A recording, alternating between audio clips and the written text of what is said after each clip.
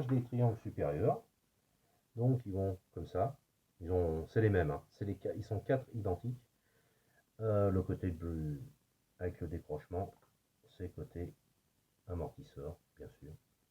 Donc on a sur la fusée le petit axe ici, qui est d'origine une vis. Hein. On est d'accord. Ensuite, un axe plus long qui vient là. J'espère que vous y voyez quelque chose. C'est pas forcément évident à vous montrer. Il faut bien faire attention. Cet axe dépasse, hein. C'est normal. C'est pas le même montage. On est sur un montage comme sur le X-Max avec des petits bouchons. Alors que côté porte-fusée, on est sur des vis de 3 par 6. Donc en voilà un. Le deuxième, ici, vous y verrez rien, mais c'est le même principe. Hop. Le petit axe. S'assurer bien sûr avant d'enquiller les axes ou les faire bien en place. Il est évident que ça rentre pas après. Hop. À l'avant. Après. L'avant, après. Donc ces petits bitognos qui vont venir ici, c'est des vis de 3 par 8.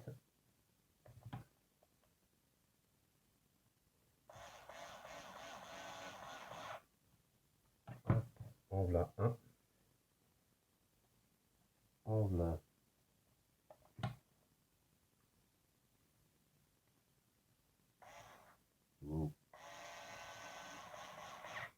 deux. Ensuite, les vis de 3 par 6 qui vont là. Oui, parfait. Enfin, de quelle manière, vous me direz dans les commentaires.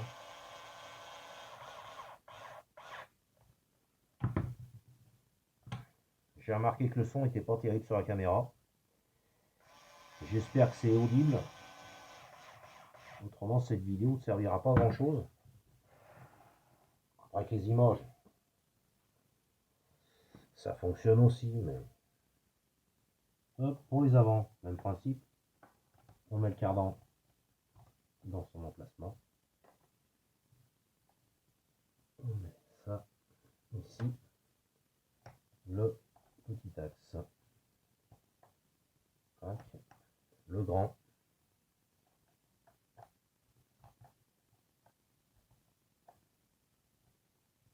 Qui est censé s'emboîter. Et qui dépasse. Pareil, de l'autre côté. Le cardan à sa place. Le triangle sur l'étrier.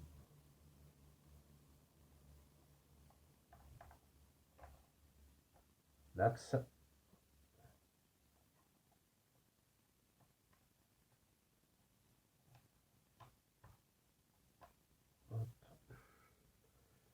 Les vis de 3 par 6. Wow.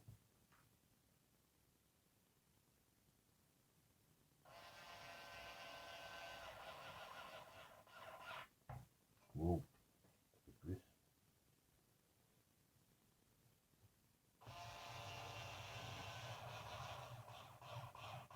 Après, si on met à flinguer ce filetage, on peut toujours essayer de coller à la super glue. Et si ça tient pas, on peut toujours essayer de passer un vis un peu plus long, quitte à passer un petit coup de forain à l'intérieur. Ça, en théorie, ne gênerait pas. Mais le mieux est quand même de les préserver au mieux.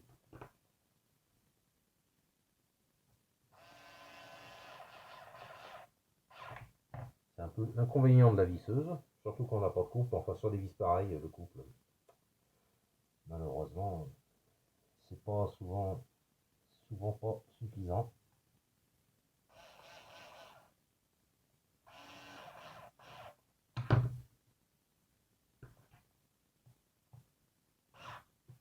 Ah.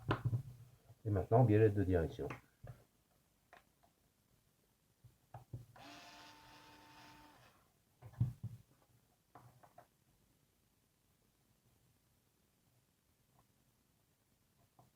Ils sont bien chiants à mettre en place.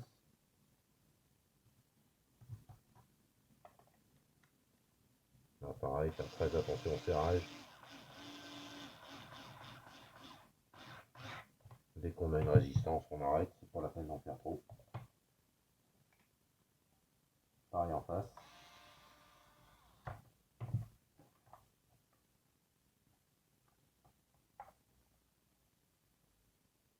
Le sauve-cerveau s'est fait la malle dans le châssis, mais c'est pas bien grave. On le mettra en place en finale quand on aura installé le cerveau. Donc le but du jeu, c'est qu'il soit dans sa position à peu près. Hop. Donc la direction.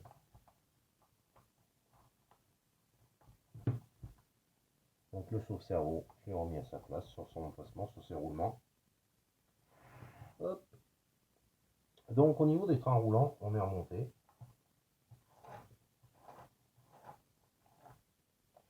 Donc on va se retrouver ensuite pour la remise en place de l'électro. A tout de suite. Allez, reprenons sur l'électro. Le Max a une particularité, enfin bon, certains modèles Traxxas ont aussi cette particularité, c'est qu'on peut virer l'électro entièrement sans décabler. Ce qui est franchement un plus pour la maintenance. Donc ça reste une seule pièce. Et on revient, on va mettre tout ça dans le châssis.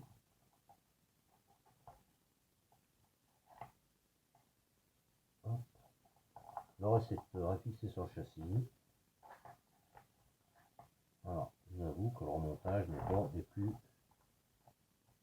aisés, surtout quand on a fait des nœuds, ce qui est mon cas.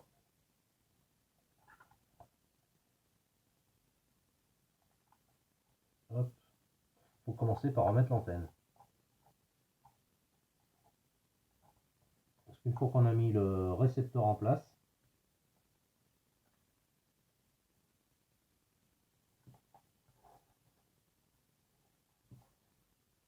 une fois qu'on a mis le récepteur, pardon, le SC en place, on n'a plus la place de choper la petite vis. Donc on fait ça en amont.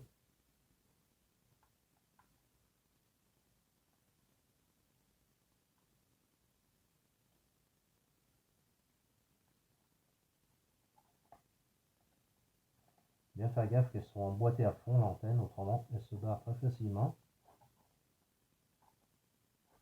Dans l'ensemble, la fixation est fiable, hein. Mais si on n'est pas suffisamment emboîté, ben, le fait de serrer la vis au lieu de bloquer l'antenne, ça la déboîte. Hop. Ensuite, je vais essayer de m'approcher un peu et de mettre un peu de lumière. On colle le cerveau. On lève la violette. On met le cerveau à sa place. Là, c'est un 2085X de 2085 pardon, de Xmax. Ça change pas grand chose. C'est juste un peu plus de puissance à la direction. Donc il faut qu'il en place. Pour le moteur, j'ai déplacé la pin, je ne sais pas si vous voyez ici, le pin, pardon. Oh, c'est évident.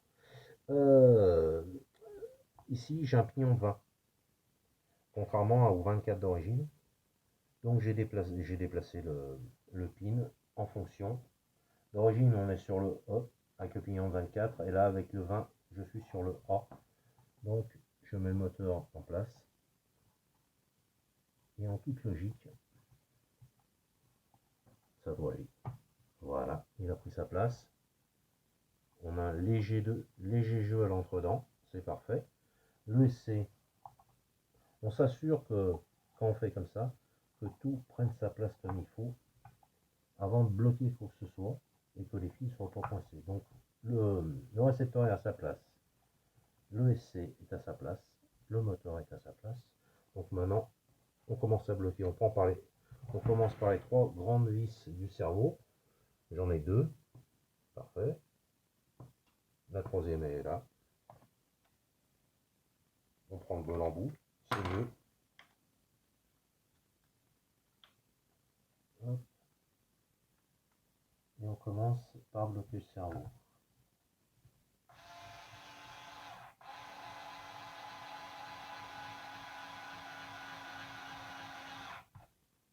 Derrière, je ne bloque pas tout de suite. Je mets d'abord bien en place à l'avant.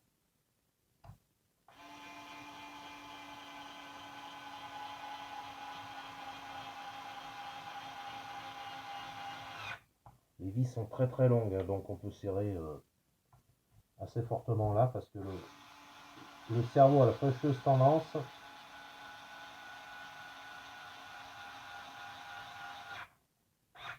sur les gros impacts avec le flex du châssis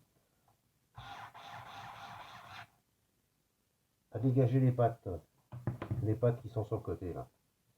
Donc je serre, voilà. Donc là, je vais plus tard. Donc là, l'ESC, en toute logique, l'ESC est à sa place, on va voir, on va s'assurer de ça tout de suite. Dommage.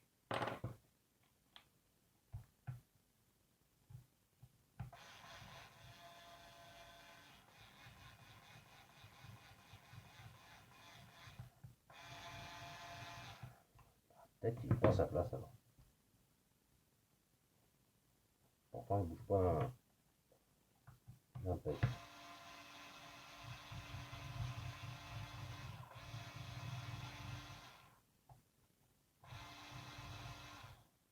Mystère et boule de gomme. Bon, on ressort le moteur. On ressort le SC. Et on voit pourquoi ça va pas.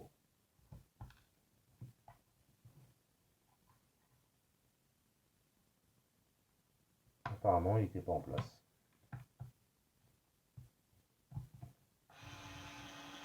Ah, c'est mieux. On va faire prendre l'autre. Voilà. Serre modérément le SC. Il ne veut pas s'envoler. Il est attaché, il y a les câbles.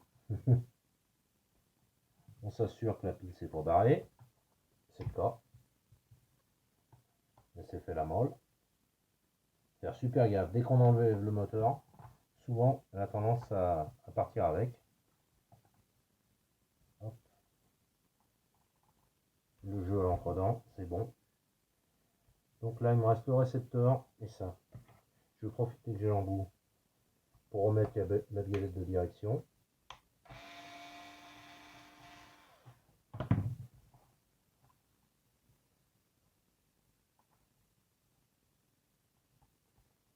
Pareil, je suis sur un palonnier alu et sur une biellette acier. Pour avoir moins de flex, un peu plus de réactivité sur la direction.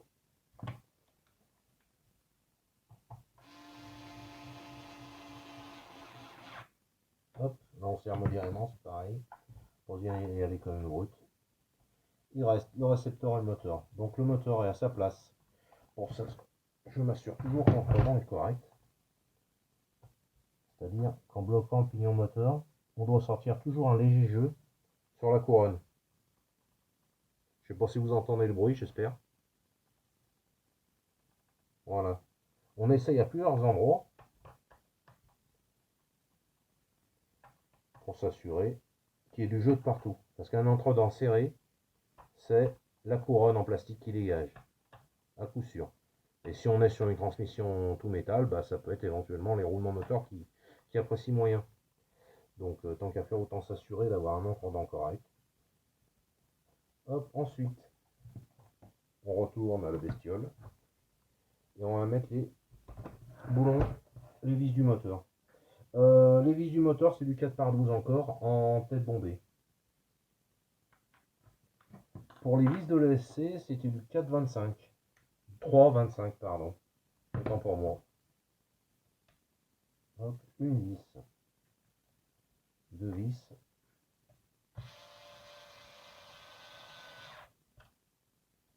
Hop. Hop.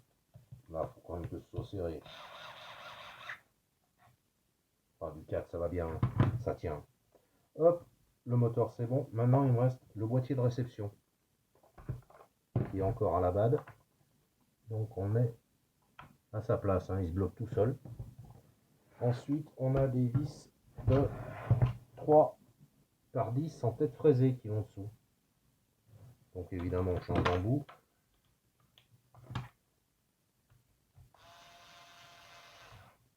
On en fait prendre une. On met la deuxième et la troisième.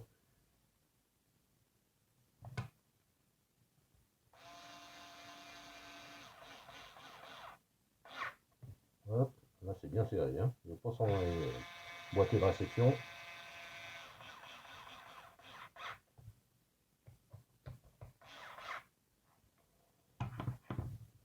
Donc l'électro est remonté.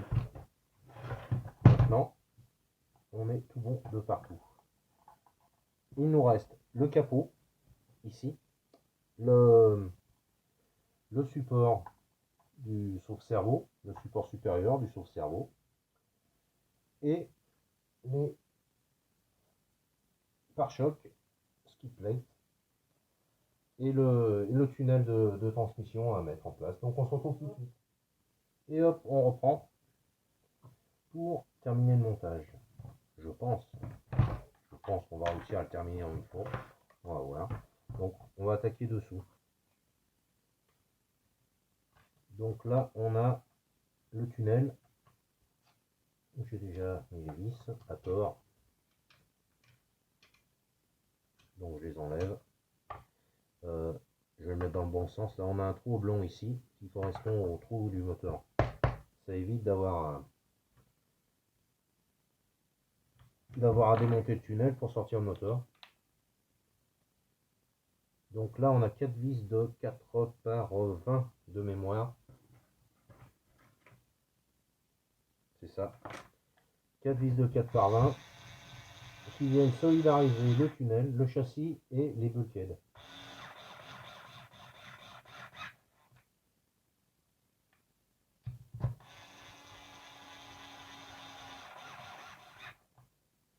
On a ensuite 4 petites vis intermédiaires qui font 3 par 10 en tête cylindrique.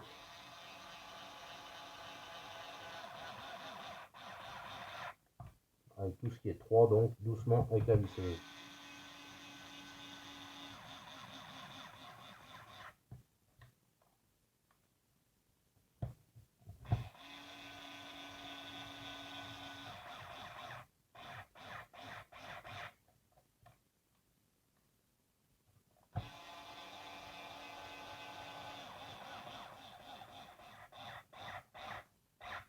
Là.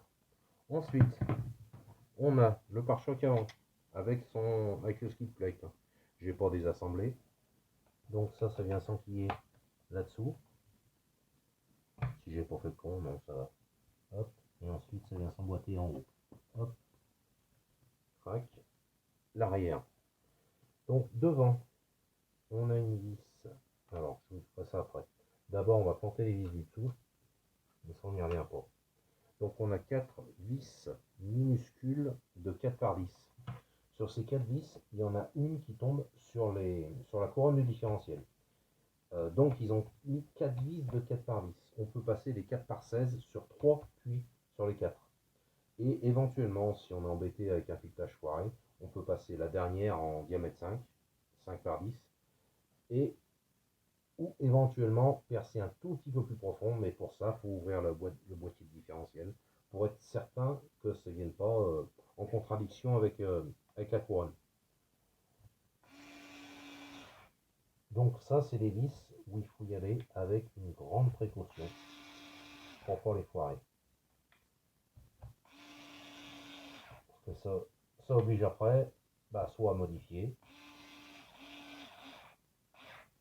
soit à remplacer les bulkheads, ce qui est quand même dommage pour 4 vis. Donc là, celle-là, j'hésite pas, je les prends à la main. Et je les serre modérément, très modérément. D'une manière ou une autre. Vaut mieux en perdre une éventuellement, plutôt que de flinguer les filetages, parce que pour le coup, bah, une fois les filetages flingués, et ben, il n'y aura plus de vis, quoi qu'il en soit. Donc, vaut mieux être un peu moins serré dans le pire des cas. Hop, pour l'arrière, c'est le même principe. On enquille, on essaye du moins d'enquiller ça là-dessous. Je l'aurais mis avant, hein. Ça aurait été mieux. Ça, on y enquille là. Voilà, ça prend sa place presque tout seul. On prend les 4 vis de 4 par 10.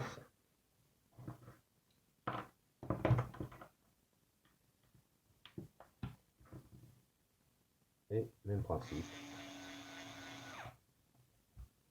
Bah alors, mais enfin,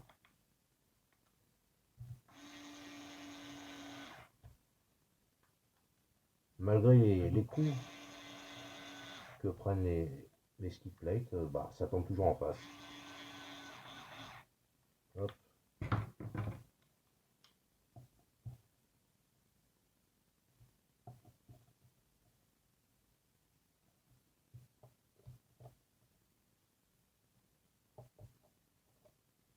Hop. Voilà, il y a mieux, mais c'est plus cher. Donc maintenant sur le dessus, il nous reste une vis à l'avant qui est du 4,20. Oh, oups, erreur. 4,25. 4,25 ici sur l'avant du pare-choc et sur le pare-choc arrière aussi.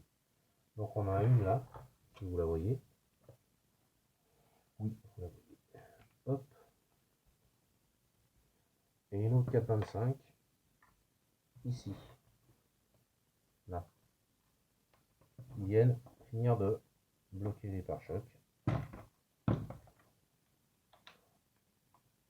Qui viennent prendre l'ancrage du haut. Hop. Pareil pour l'avant.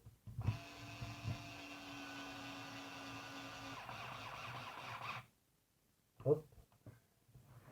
Ensuite, il nous reste ceci. Ça, c'est ce qui vient rigidifier le châssis en quelque sorte. Et bloquer surtout le sauve-cerveau. On a, hop, je retourne sans paumer les vis. On a deux ergots là qui viennent rentrer dans les emplacements des roulements du sauve-cerveau. Sur les gros chocs, on arrive à y déboîter. Il faut faire très attention pour perdre un roulement. Ça m'est arrivé une fois ou deux. Donc vigilance là-dessus. Quand on prend un gros pet sur l'avant, on jette un petit coup d'œil là-dessus, voir si on n'est pas déboîté au niveau du sauve-cerveau. Hop, là par contre, hop, attention, pour coincer les fils.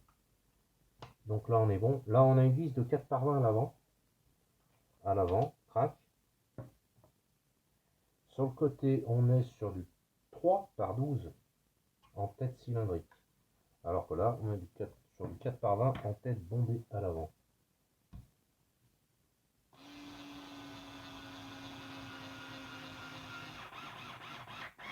Ouh, ça va que c'est du 4.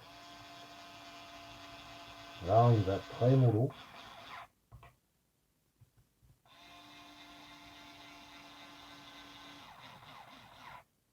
Hop, on n'insiste pas. Ici, j'ai un montage. D'origine, on est sur du 4 par 12. Moi, j'ai fait un petit montage pour me tenir mon support de batterie. Je me suis pris donc sur ces vis, sur ce vis ici en 4 et sur ce vis ici en 3, avec un support de carrosserie coupé qui bah, jusqu'à présent fait le boulot quoi.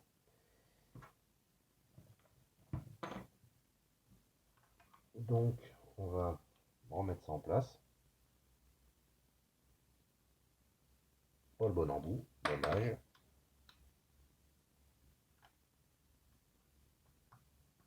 Deux fois pas le bon embout. Là il y a un problème.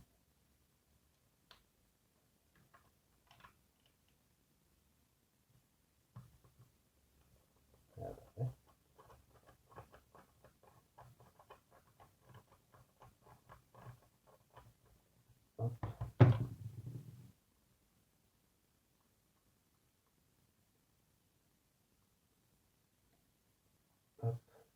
Là, je passe ma sangle. Ici, j'ai un petit calage. Et après, ma vis de 4.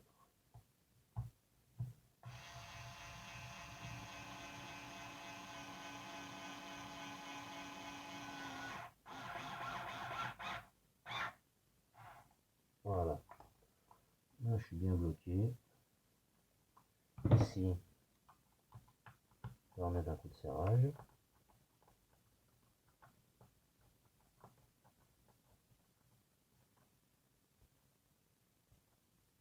Hop, sans trop écraser mon support. C'est un truc RPM, donc c'est du nylon très souple.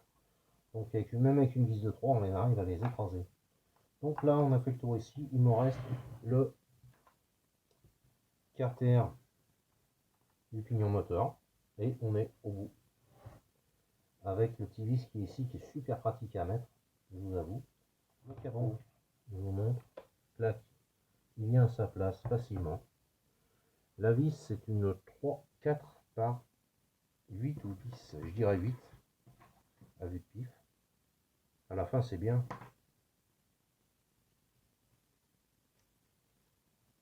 Donc par contre, pour la mettre en place, ben, c'est un peu compliqué. Hop, on va la mettre comme ça. Voilà. Et on la perd. Donc on recommence. Deuxième tentative.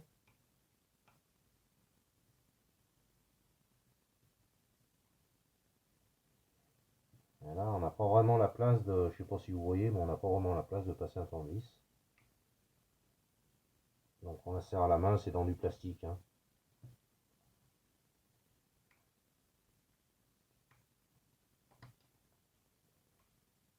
Cette vis en fait n'est qu'un renfort supplémentaire,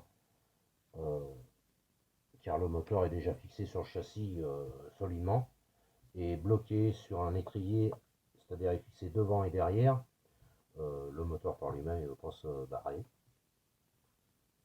C'est juste pour faire un ensemble. Ensuite, alors ça, les puristes vont pousser des hauts cris.